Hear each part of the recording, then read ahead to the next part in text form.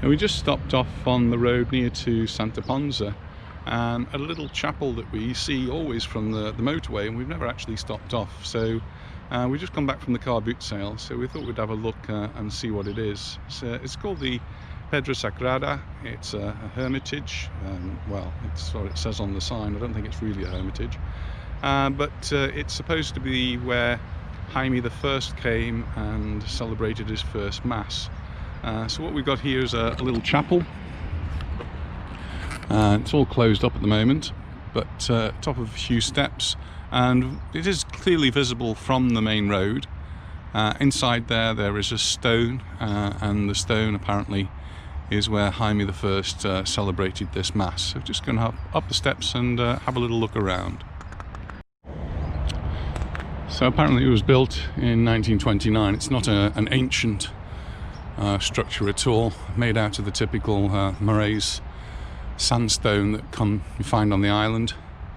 And it was built in 1929 to commemorate 700 years of the landing of Jaime I.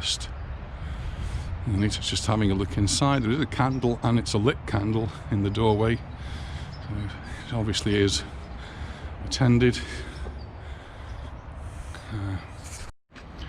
Just to the rear, it's all very well kept, and it obviously is looked after. Inside you can't actually see through the grille very well, but there are a few chairs inside, and there's an altar, and it is obviously well looked after. And just beyond you can see the road, which is where we see this little chapel from.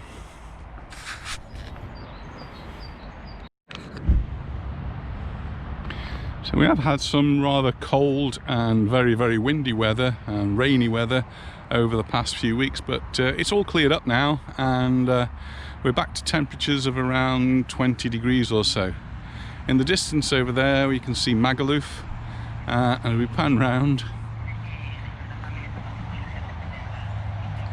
we can see here we've got the sewage treatment plant. Sometimes take school visits to have a look around the laboratories here and have a look to see what processes are involved in sewage treatment. And just in front of us you can see part of the walkway, and below is the road that we've just driven along, and then the motorway that takes you to Santa Ponsa. So an interesting little visit, just doing the complete round here back to the chapel. So that's the chapel that commemorates the arrival of Jaime I, the Jaime I, 700 years ago, when it was constructed in 1929.